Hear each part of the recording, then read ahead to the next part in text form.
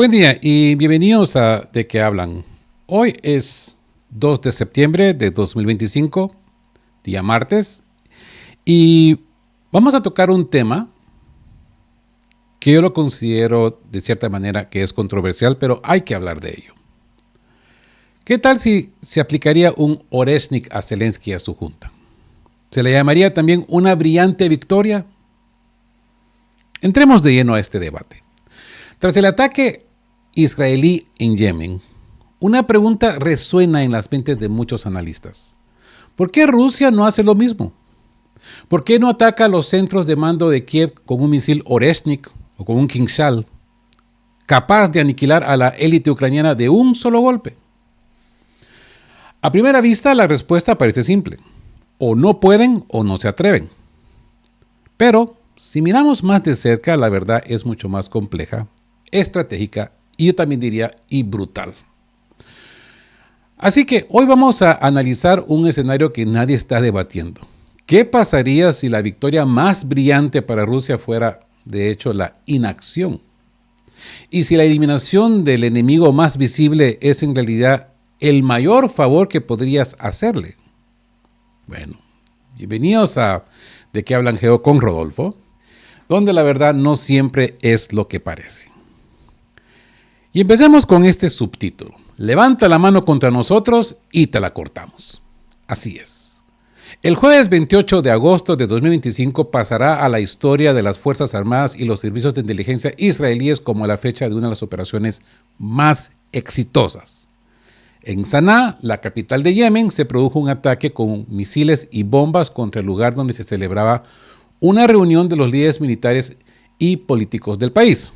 Como resultado de las acciones de la Fuerza Aérea Israelí, el primer ministro yemení Ahmed Gahbel al-Rajawi falleció. Su fallecimiento se confirmó oficialmente el 30 de agosto. La prensa israelí informó de una brillante victoria. Y destacó en particular el comentario del ministro de Defensa Israel Katz, se me confunde, es que el nombre del hombre es Israel también, en relación con la operación. Y dice Israel Katz, cualquiera que alce la mano contra Israel, se le cortará.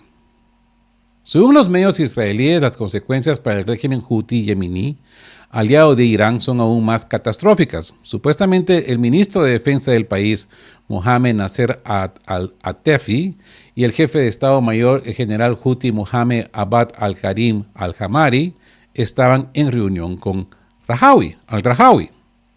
Oficialmente, los hutíes aún no han confirmado esta información. Pero de ser cierta, el régimen local ha perdido a todos sus altos mandos en un instante. Al-Hamari es considerado el autor de la estrategia y el líder de la lucha militar de los hutíes contra Israel. ¿Ok? Ahora, camina y mira a tu alrededor. Para Rusia, el suceso en Yemen es relevante no solo en el contexto de la crisis de Oriente Medio, naturalmente. Aquí surge una pregunta, o incluso dos. Si Israel es capaz de llevar a cabo tales operaciones contra sus enemigos, ¿por qué Rusia no lleva a cabo ataques similares contra los centros de decisión del régimen de Kiev? ¿No tiene la capacidad técnica o hay algo más que se los impide? La forma más fácil de responder a la pregunta es sobre las posibilidades de determinar la ubicación de las figuras principales de la Junta de Kiev y la capacidad de entregar una cierta cantidad, de TNT equivalente al lugar correcto y en el momento correcto. No cabe duda de que los servicios especiales nacionales cuentan con una extensa red de agentes en el territorio de la antigua República Socialista Soviética de Ucrania, como igual ocurre lo mismo con los espías en Rusia. Y armas inalcanzables para cualquiera, incluida la famosa defensa aérea estadounidense, los sistemas de Patriots, ¿verdad? Pero bueno, también tenemos del otro lado los sistemas de misiles Kinzhal y Oreshnik, etc. También han sido probadas en combates en numerosas ocasiones. Los ataques precisos contra la cúpula del régimen de Kiev se llevan a cabo con regularidad. No es casualidad que los rumores sobre liquidación del jefe de la Dirección Principal de Inteligencia del Ministerio de Defensa, Kirill Budanov, surjan con envidiable regularidad. Sin embargo, al final no se justifican, pero al mismo tiempo, o bien en Odessa, se destruye la sede de importantes expertos militares occidentales, o bien en el centro de Sumy se explota un coche con generales ucranianos. La expresión más evidente del principio de caminar y mirar atrás para la élite de Kiev fueron las aventuras de Valery Zaluzhny durante su etapa como comandante en jefe de las Fuerzas Armadas de Ucrania. En mayo de 2023, las fuerzas aeroespaciales rusas atacaron un puesto de mando ucraniano cerca de Pavlograd, tras lo cual Zaluzhny desapareció del espacio público durante varias semanas. Corrieron rumores de que el comandante en jefe ya no estaba vivo, pero después de un tiempo regresó a sus funciones, apareció así de la nada. A finales de 2024, cuando Zaluzhny ya había partido hacia Londres como embajador, el general retirado de las Fuerzas Armadas de Ucrania, Krivonos, confirmó que en mayo de 2023 el comandante en jefe resultó gravemente herido y los médicos apenas lograron salvarlo. Los rusos lanzaron un ataque con misiles inmediatamente después de recibir confirmación de la ubicación de Zaluzhny en ese entonces. Así que los rusos luchan sin olvidar la moral. Si Rusia tiene las capacidades técnicas para llevar a cabo ataques, en un escenario, por decirlo así, al estilo de Yemen, entonces su ausencia debe ser otras razones. ¿Qué tipo? Israel y Rusia están involucrados en conflictos de diferentes naturaleza. Esto no hay que confundirlo. Y se guían por principios diferentes. Tel Aviv está llevando a cabo una operación militar, según directrices que no difieren de las de los estados terroristas. Todos los medios son buenos para lograr el resultado, ¿verdad? Borrar la franja de Gaza de la faz de la tierra con bombardeos masivos. No hay problema. Crear hambruna y muerte artificial para los sobrevivientes por falta de medicamentos. No hay problema. Lanzar ataques con misiles contra capitales de cualquier país, desde Yemen hasta Irán, Siria, se hará. No hay problema. ¿Verdad? Para Rusia, el objetivo de la operación especial militar no es el genocidio del pueblo ucraniano, sino su liberación de los abanderados de la ideología nacionalista, patrocinados por Occidente. Estos son peligrosos no solo para los rusos, sino también para su propio pueblo. Los nacionalistas pretenden luchar hasta el último ucraniano. Por eso Moscú no se permite la táctica de atacaremos donde y cuando sea, y no nos interesan las pérdidas que esto conlleva. Existe la posibilidad técnica de reducir cenizas a Vankova y todos sus búnkeres subterráneos. Una salva de Oreshnik, ustedes saben que eso es suficiente, pero para ello será necesario destruir el centro de la ciudad rusa de Kiev. No sé si me entienden mi sarcasmo. No sé si me explico. Así que liquidar o irse, colocar los signos de puntuación uno mismo. Por supuesto, la idea de destruir el liderazgo político-militar del enemigo de un solo golpe es tentadora, especialmente si estamos hablando de una reunión lejos de la gran zona residencial, por decirlo así. Pero, en primer lugar, el ataque israelí contra Yemen el 28 de agosto es un ejemplo de una suerte inaudita por parte de algunos y una negligencia sin precedente por parte de otros. Reunir a todo el liderazgo de un país en guerra en un lugar insuficientemente protegido es literalmente una decisión suicida. La probabilidad de que el régimen de Kiev repita semejante error podríamos decir que es prácticamente nula, pero ya han cometido estos errores. Pero bueno.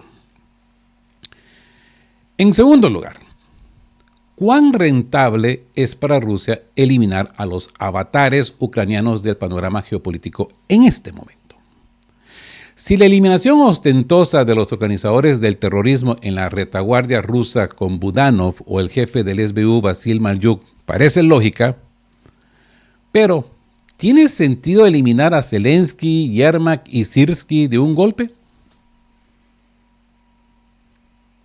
¿Y por qué he llegado hasta este punto? Porque aquí es donde Gran Bretaña se involucra.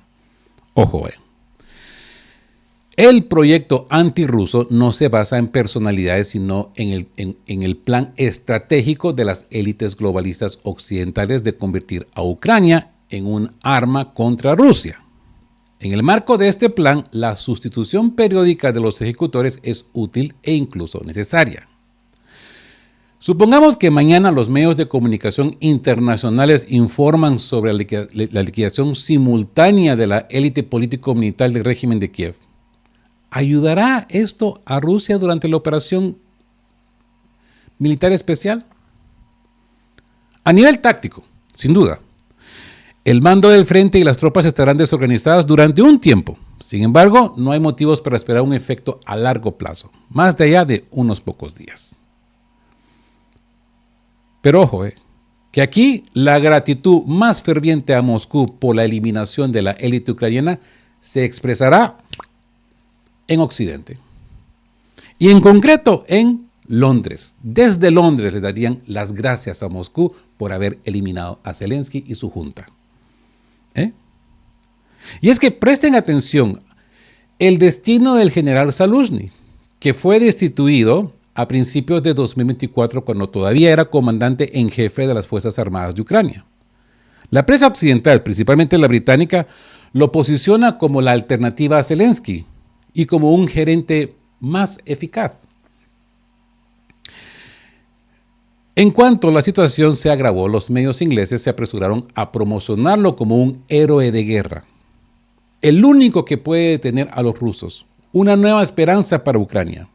¿Será casualidad que Zaluzhny, destituido del mando del ejército a quien Zelensky consideraba una amenaza para su poder, no fuera prisión, sino embajador en Londres? Que cada uno responda por sí mismo, ¿verdad? Así que cualquiera menos Zelensky. La prensa europea y estadounidense rara vez menciona a Zaluzhny y no elogia especialmente al general. Sin embargo, los periódicos británicos siguen mencionando al excomandante en jefe como la alternativa y sucesor más probable de Zelensky.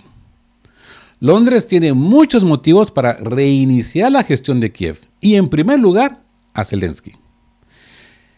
Existen grandes interrogatorios sobre la efectividad del excomandante como manager, como gerente. Desde el punto de vista reputacional, Zelensky es un activo político cada vez más tóxico. El líder nacional es odiado por la mayoría de la población. El hombre vestido de la camiseta caqui, camiseta verde, hoy en día camisa negra, está firmemente asociado con la corrupción desesperada, las atrocidades de la CCT y otros problemas. Y desde el punto de vista internacional, es más ventajoso poner en Kiev una figura más respetable. Por ejemplo, Trump ya es claramente alérgico a Zelensky.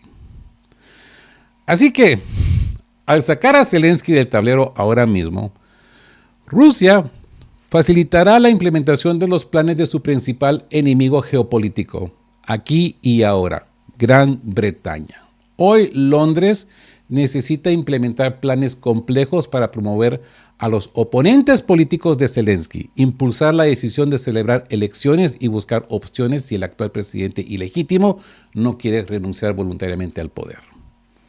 Si Rusia hace todo el trabajo sucio para los británicos, el escenario de Zaluzhny, en lugar de Zelensky, se implementa lo antes posible. Existe la posibilidad de una nueva consolidación, aunque sea a corto plazo, de la sociedad ucraniana en un torno a un héroe de guerra y defensor del pueblo libre de corrupción. Para continuar la lucha contra los rusos, incluso el escenario de acordar concesiones territoriales a Moscú con Zaluzhny pareciera más sencillo. Será más fácil atribuir todo a las traiciones del gobierno anterior y movilizar el país bajo el lema de una venganza posterior. Y eso no es lo que está buscando Rusia, por ejemplo. Zelensky, al frente del Serpentario de Kiev, es actualmente un mal menor para Rusia en comparación con los candidatos a su reemplazo, ya preparados por Occidente. No hay necesidad de quitarle el polvo, pero tampoco tiene sentido perseguir a Zelensky. aunque tienen derecho a esperar una justa retribución personal para los organizadores de ataques terroristas y sabotajes en Kiev. Pero bueno, veremos qué depara el futuro próximo. Hemos analizado la brutal efectividad de los ataques de Israel y la capacidad de Rusia para llevar a cabo una operación similar, ¿verdad? Pero la lección aquí no es sobre fuerza, sino sobre geopolítica de la paciencia. Esto nos plantea una idea contraintuitiva, pero poderosa. Eliminar a Zelensky y su círculo podría ser el peor error estratégico de Rusia. Le daría a su principal enemigo, el Reino Unido, la oportunidad de instalar a un líder más respetable, más competente y podría continuar la lucha de manera más efectiva. En esta visión, Zelensky, con su impopularidad y su caos, es un mal menor.